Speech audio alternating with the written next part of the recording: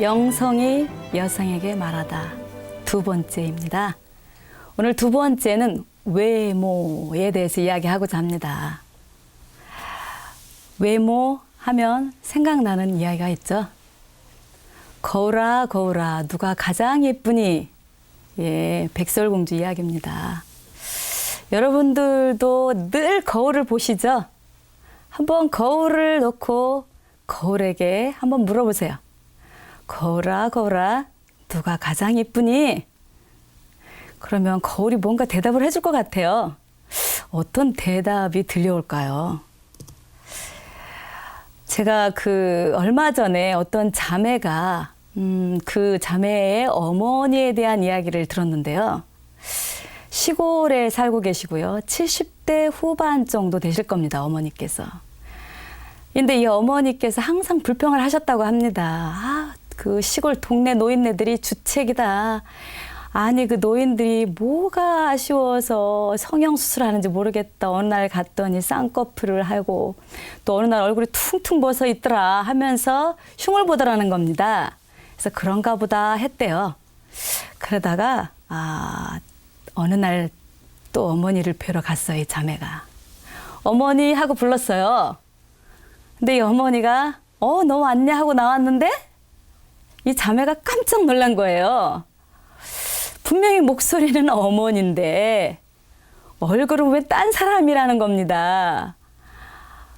그래서 이 어머니가 딸이 놀라는 걸 보고 좀 주춤하시더니 그 노인네들이 젊어진다고 해서 그냥 했다라고 하면서 부끄러워하면서 얼른 들어가시더랍니다. 보톡스를 맞으신 것 같아요. 자, 처음에는 그 동네 노인네들이 주책이라고 흉을 봤는데 이 할머니도 하도 하라고 하니까 자기도 한번 해본 겁니다. 심리학에서는요, 행동도 감염된다라는 말이 있습니다. 집단 심리라고 하는데요. 우리 감정과 사고가 그 집단에 의해서 동일한 방향으로 가는 거죠. 그렇다 보니까 개인의 어떤 의식적인 생각과 행동이 결여가 돼서 개성이 사라진다는 얘기입니다. 그러니까 이 사회 심리학자들이 얘기하는 거는 이 집단 심리 안에서 반응과 반응이 서로 상승작용을 하면서 다른 사람이 하게 되면 나도 하게 되는 거죠. 아름다움에 대한 추구는 어느 여성에게나 아주 같을 것 같아요. 그런데 이 아름다움은 정말 충족될 수 없는 무한의 욕망이라고 합니다. 우리가 추구하는 그 아름다움은 미완성의 것이라는 거죠. 여러분들 할머니가 돼서 성형수술을 하기 위해서 들어가서 저 김희선 씨 같은 얼굴 해주세요. 저 김태희 같은 얼굴을 해주세요. 라고 한다면 생각을 해보세요. 공포스럽지 않습니까?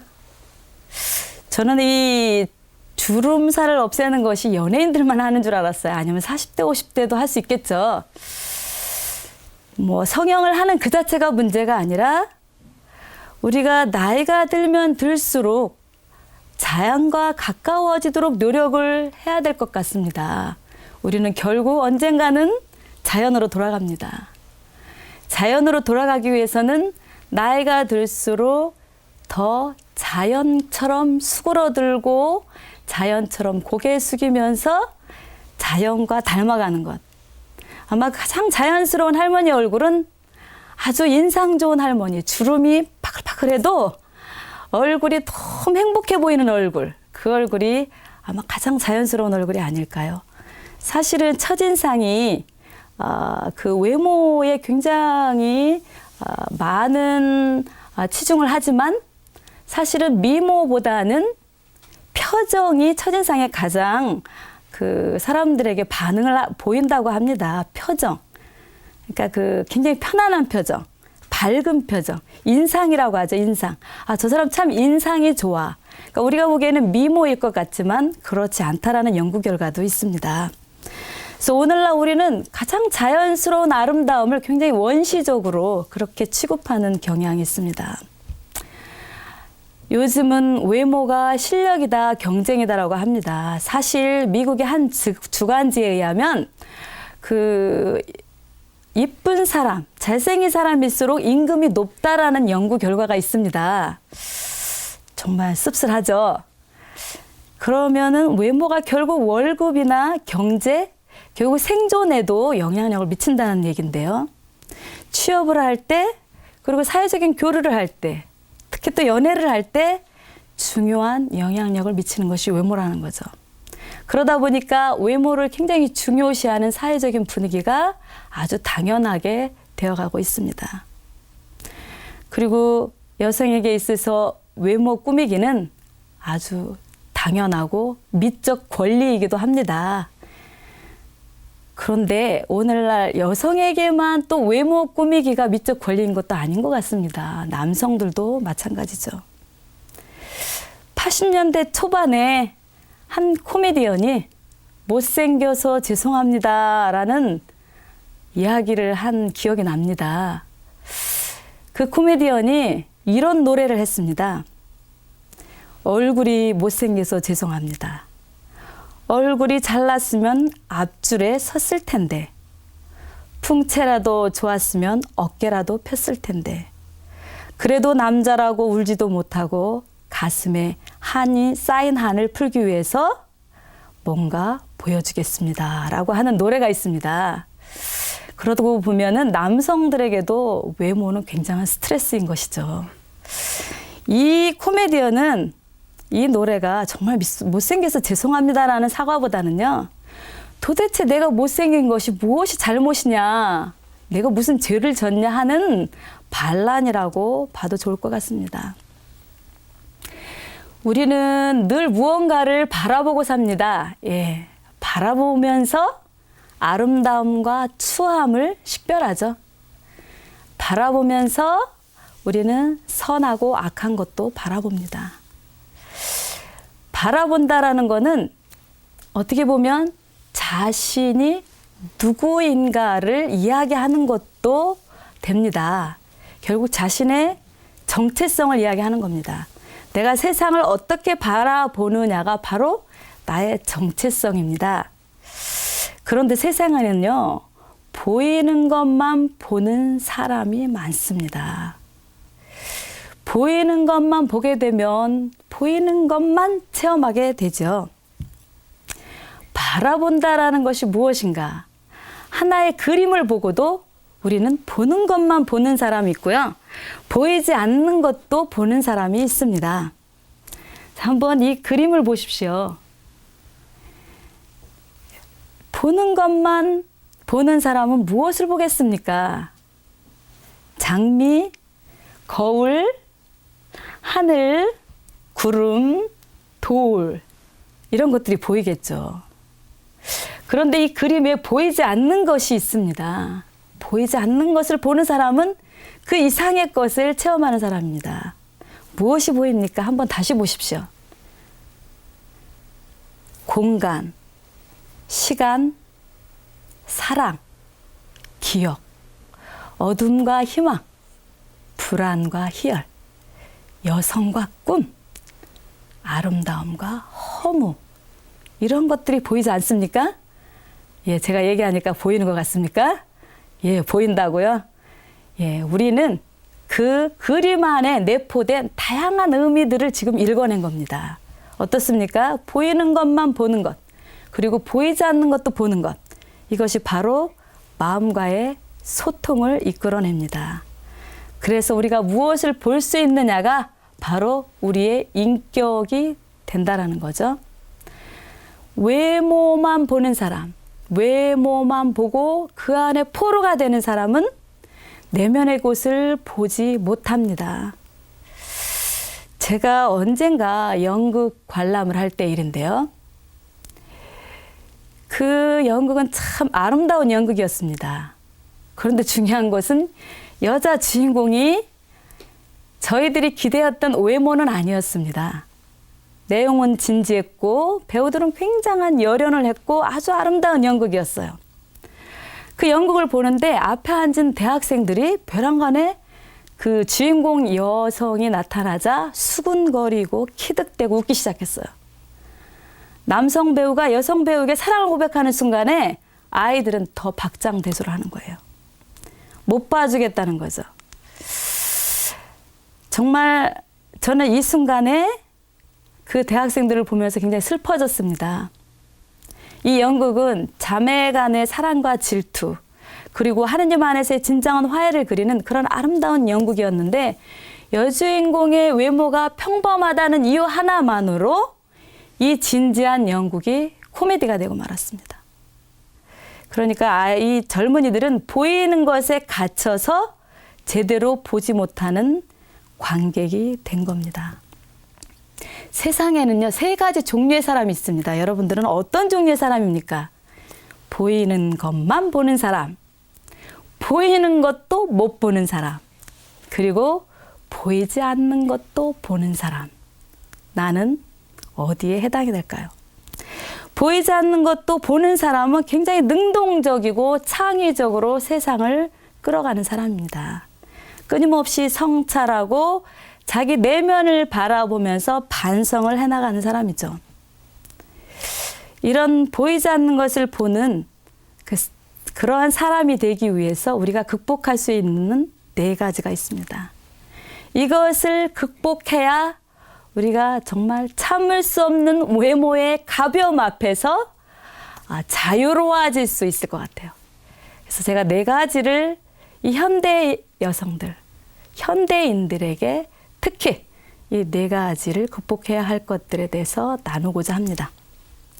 첫 번째는 미디어의 강요에서 벗어나기. 예, 여러분들 드라마 보고 광고, 영화 많은 거 보죠? 포스터 많은 거 보죠? 물론 미디어는 강요하지 않는다고 하지만 반복은 강요하게 돼 있습니다. 미디어가 조장하는 외모의 기준, 여러분이 보는 그 아름다운 여성들이 현실을 반영하는 것처럼 보이지만 굉장히 허구적인 이미지라는 것을 기억해야 될 것입니다. 사실인 것 같지만 사실을 보이기 위한 연기이고 다만 기호라는 것. 그리고 굉장히 다양한 것 같죠. 다양한 아름다운 여성들이 나오죠.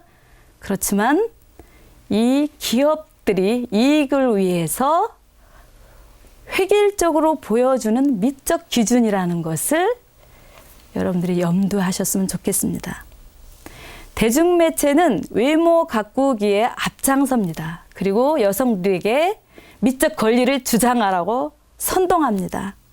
그래서 최근에는 뭐 계란녀, 뭐 사과녀 이런 거 혹시 인터넷 사이트를 통해서 봤는지 모르겠어요. 뭐 홍대 입구에서 어떤 아리따운 아가씨가 계란을 팔더라. 뭐 압구정동에서 사과를 팔더라. 이래서 막 인터넷의 사이트에 막 뜹니다. 그런데 이것도 역시 그 상업적인 이벤트였습니다. 예, 얼짱 하니까 뜨는 겁니다. 그리고 범죄 사건조차도 얼짱 강도 뭐 이러면은 또 뜹니다. 그리고 스포츠에서도 얼짱 누구누구가 아깝게도 금메달을 못 땄습니다. 이렇게 나옵니다. 그래서 뉴스에 굉장히 중요한 의제로 작용되는 것이 바로 이미지의 강요입니다. 그래서 미디어는 우리가 무엇을 생각하고 느낄 것까지도 느끼어야 해야 하는지까지도 규정하고 강요를 합니다. 그래서 이 안에서 우리는 자유로워지기 위해서는 정말 이것이 사실인가 허구인가를 생각하면서 바라보시기 바랍니다. 두 번째는요, 외모에 대한 집착에서 자존감으로 바꾸기를 바랍니다. 제가 언젠가 신문을 보았습니다. 그 미국 대학 35개 대학에서요, 몸매 말하지 않기 운동을 벌이고 있답니다. 영어로 안티팟 토크라고 합니다. 몸매 말하지 않기. 야, 너 멋있어. 너 살 빠졌네? 너 그 옷 어울린다. 라는 긍정적인 표현조차도 하지 말자라고 하는 겁니다. 일단 외형에 대한 언급은 하지 말자. 이런 운동이 35개 대학에서 벌어졌다는 겁니다. 전 놀라웠습니다. 아주 반갑기도 했고요. 자, 여러분들 주변에서 이야기할 때 우리가 외모에 대해서 얼마나 많은 이야기를 했는지 한번 의식해보고 스스로 우리도 한번 몸매 말하지 않게 운동에 한번 해볼까? 라는 제안을 하시면 얼마나 좋겠습니까? 그래서 우리 외모에 대한 집착에서 벗어나 우리 진정한 자존감을 찾을 수 있었으면 좋겠습니다. 또 하나는 보이지 않는 것을 보는 훈련하기. 장미가 아름답다고 하죠? 근데 장미가 왜 아름답습니까? 장미이기 때문에 아름다운 게 아니죠. 장미가 지닌 아름다움 때문에 장미가 아름다운 겁니다. 요한복음에서 예수님께서 토마에게 너는 나를 보고야 믿느냐? 나를 보지 않고 믿는 사람은 정말로 행복하다라고 말씀하십니다. 보지 않고 믿는 기쁨은 보는 기쁨과 비교할 수가 없다라는 거죠. 그래서 보이는 것에 집착하지 않고 보이지 않는 것을 보는 사람들은 그 안에 정말 부활의 기쁨을 누릴 수가 있을 것 같습니다. 네 번째는요. 내면으로 소통하기. 그 내면과 소통하는 노력은 마음을 통해서 외모를 보게 합니다. 보이지 않는 것과 보이는 것이 하나가 됩니다. 예. 마음과 몸이 하나라는 거죠. 그 18세기의 과학자 스베덴볼이라는 사람이 있는데요. 이 스베덴볼이라는 사람이 신학과 천문학에 아주 능한 과학자입니다. 근데 이 사람이요. 하늘의 명을 받고 죽음의 세계를 다녀왔다고 합니다. 그래서 이 사람이 지옥과 천국을 다녀와서 쓴 기록이 굉장히 많습니다. 신기하죠? 그래서 이 사람이 우리가 죽으면 첫 번째 가는 곳이 중간연계라고 합니다. 중간연계. 연옥과 같은 곳인지 모르겠어요. 그곳에 가서 이 사람이 본 것을 증언하기를 땅 위에서 겉과 속이 다른 위선자들, 위장술에 능해서 내면이 보이지 않는 그런 사람들이 아주 겉은 반듯한 그런 사람들이 중간 연계에 오면요. 그 모든 가면이 벗겨진답니다. 그래서 그 내면에 있던 그 위선적인 그런 것들이 벗겨지면서 그 번드르했던 용모가 점점 뒤틀어지고 아주 흉물스럽게 변한다는 겁니다. 반면에 외모는 좀 흉하고 평범하지만 정말 마음으로 산 사람들, 내면을 가꾼 사람들, 선을 행하면 산 사람들, 이런 사람들은요, 용모가 점점 밝아져서 윤기가 나고 아름답게 광택이 빛난다는 겁니다. 그러니까 내면에 있는 그대로 외모에 나타나는 곳이 바로 중간연계라고 하는 거죠. 그런데요, 이 스베덴볼의 이 이야기를 제가 읽으면서 아니 뭐 굳이 죽어서까지 가서 확인할 필요가 있겠습니까? 우리가 그 내면에 깨어있고 영적인 것에 깨어있으면 내면에 있는 것이 외모로 그대로 보이지 않습니까? 그러니까 이 내면에 있는 것이 그대로 외적으로 드러남으로 해서 마음에서 흘러나온 것이 그 사람의 인격이 된다고 봅니다. 그 인격이 바로 그 사람의 외모 안에 드러나지 않겠습니까? 그런데 우리가 보이는 것에 집착하게 되면 결코 내면을 보기가 어렵죠. 살레시오 성인은 이렇게 말합니다. 내면과 소통하기 위해서 우리는 마음으로 소통하는 방법을 배워라. 사람은 소통할 때 품격이 드러난다고 합니다. 그런데 입만, 내면이 없는, 마음이 없는 말만 하는 사람은 그 말이 다른 사람의 귀에만 전달되지 마음으로 들어가지 못한다고 합니다. 그런데 진짜 마음으로 말하는 사람들, 내면으로 이야기하는 사람들은 여러분들 마음 깊이 들어가서 마음과 마음이 딱 만나서 소통하게 되는 거죠. 지금 제가 하는 얘기도 저도 지금 내면으로 깊이 들어가서 이야기를 하고 싶은데 여러분들의 마음까지 전달이 되는지 모르겠습니다. 제 이야기도 여러분들의 마음과 맞닿아서 소통할 수 있었으면 좋겠습니다. 우리 인간은 참 약합니다. 저도 굉장히 약합니다. 그래서 늘 추구하는 것, 꼭 해야 되는 것, 꼭 따라야 하는 것, 꼭 이것은 정말 좋은 것이니 이대로 해야 되겠다 하면서도 할 수 없는 것들, 못하는 것들이 많습니다. 그리고 내가 하지 말아야 하는 것, 정말 이건 나쁜 거야. 불평도 하지 말아야지. 화도 내지 말아야지. 하는데 또 합니다. 이것이 우리 인간의 나약함인데요. 우리 살레시오 성인은 우리 인간의 나약함을 너무나 잘 알고 있었습니다. 그래서 우리에게 이야기할 때 불평도 절대로 하지 말라 이렇게 얘기하지 않습니다. 될 수 있으면 불평을 적게 하십시오. 될 수 있으면 인내하십시오. 10번 중에 한 번만 참아보십시오. 그러면 그 다음엔 2번, 3번, 4번이 될 수 있습니다. 라고 이야기를 합니다. 그래서 살레시오 성인은 우리가 원하는 것을 원하는 대로 가지 못하는 우리의 현실, 우리가 하지 말아야 할 것을 해야 되는 우리의 그런 마음들, 그런 연약한 마음들을 보면서 그 마음에 대한 이야기를 합니다. 그래서 살레시오 성인의 2개의 마음이라는 그 글이 있는데요.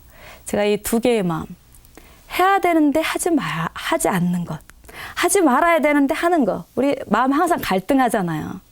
이 2개의 마음이 있어요. 그리고 항상 내 중심적으로 행동하게 됩니다. 그래서 그 갈등하는 마음을 그 살레시오 성인의 이야기를 빌어서 제가 2개의 마음이라는 글로 마무리를 할까 합니다. 2개의 마음. 2개의 마음이 있습니다.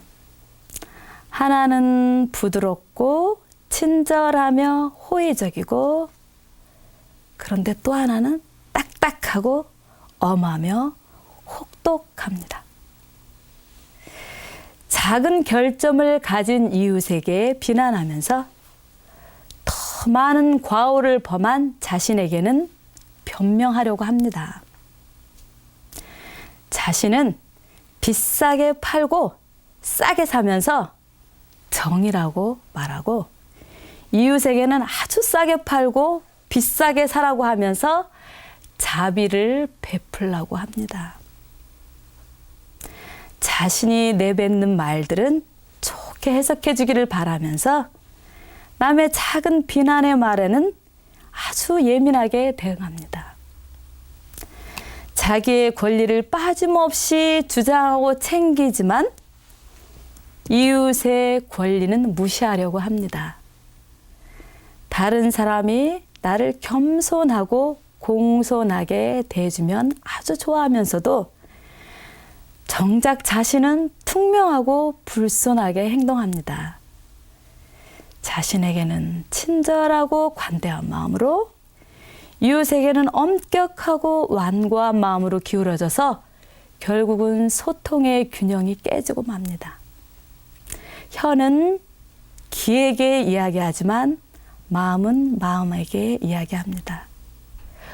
온유하고 겸손한 예수님의 마음으로 소통할 때 2개의 마음은 조화를 이뤄냅니다. 우리 같이 이렇게 기도했으면 좋겠습니다. 주님, 보이는 외모만큼이나 보이지 않는 마음도 돌볼 수 있도록 해주십시오.